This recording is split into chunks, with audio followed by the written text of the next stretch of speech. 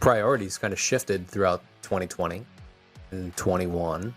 And I think a lot of people were exposed of some of the bitterness that they had, and they're still dealing with it. There are certain people that I know are continuing to fight the fights that started to show themselves in the beginning stages of the pandemic.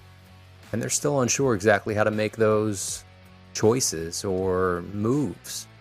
I'm sure there are people that are kind of in just a state of fear that are stuck in jobs, stuck in relationships, stuck in just that fixed mindset, where it's on us to be able to move out of that. And we've covered a lot of stuff today, Jose. There's a lot that we can continue to get into. And man, I just want to say thank you for being on the show with us and unpacking all of this. Are there any major pieces of advice you'd like to give for anybody that's going through any tough times right now and really trying to manage their mindset and their emotions? I think the biggest thing is empowerment. Like, again, realizing that while many, many, many things that happen to you in your life are out of your control.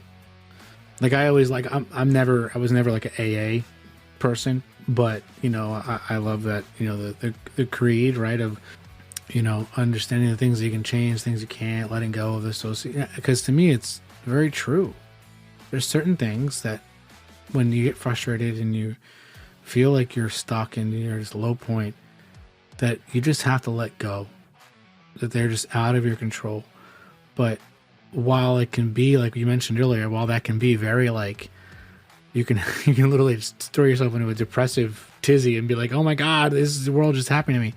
But the reality is, for all the things you have to let go, you still have a ton of control over your own path, over how you react to certain things, how you let certain things get to you. And that's a big piece of eventually working with clients that we work up to, is this notion that, you know, you have a ton of say and power in your everyday life that you may not realize. And some people say, well, I you know, I don't really have much say. No, the reality is you do. Yeah, you have a job and you keep your job. Sure. But you made the choice to go into work that day. You know? Now, granted, do you need money? Do you need to pay rent? Do you need to pay your mortgage? No, of course. But you chose to go to work that day. Okay. Good job. You know what I mean? Like, you want to do something else? Okay. Let's start there. There's assessments you can take to figure out what field you might excel in.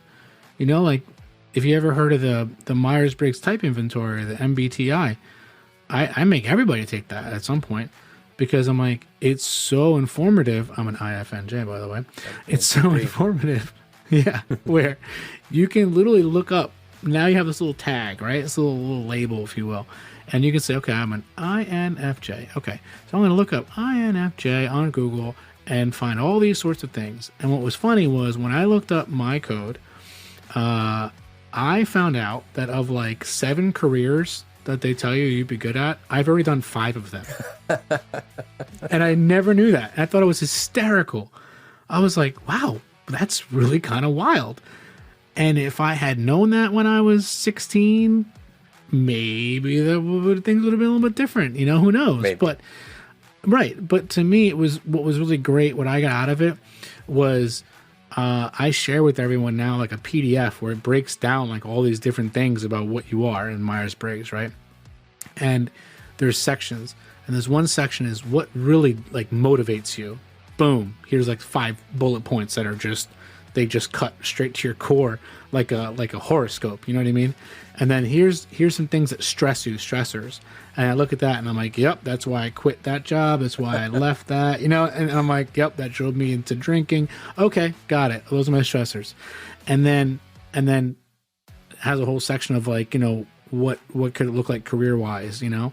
And I think that's hugely powerful for people, because while you don't have to love what you do, you don't have to be working your passion every day. Let's be realistic. So you can have a job just to have a job. But the biggest thing is finding balance in your life.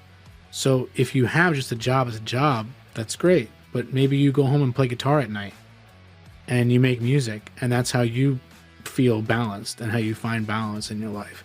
That's awesome. Maybe you're someone who does very like for me, right? Like does very very pouring out a lot every day with clients, with people. Like when I was the executive director, I've only worked with street homeless. So like every day I was reminded of and kind of given that perspective back of how good I have it.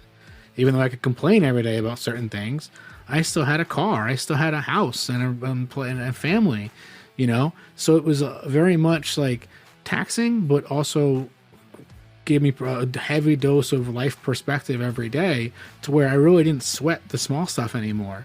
And I think, again, that's the big thing, is just finding balance for you and what that looks like. You know, for me, it's Legos, it's going to the movies, it's reading books, you know, it's spending time with my wife and my kids, it's cycling.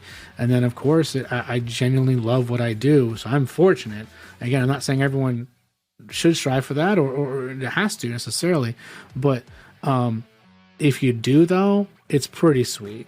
And if at the very least you can figure out what's something I'm just good at, right? Like if you can use these tools and these things to help figure out something that, even if it might not be your passion, but you're good at it and you can get paid well to do something that you're just naturally good at, then why not? You know, because I think a lot of times as people and as individuals, we are, as human beings, I should say, we're really good at just dealing with getting shitted on all day, every day. You know, I always think of that like the little meme with the dog and the fire. This is fine, right? Surrounded by fire. This is fine, right? Like that's how I think a lot of people live their life. This is fine. It's like, is it though?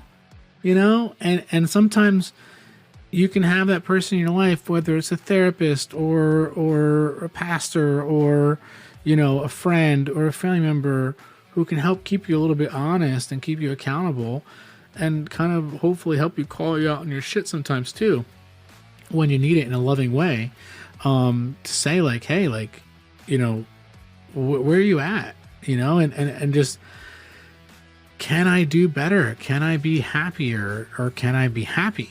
You know, if you're in a really dark place.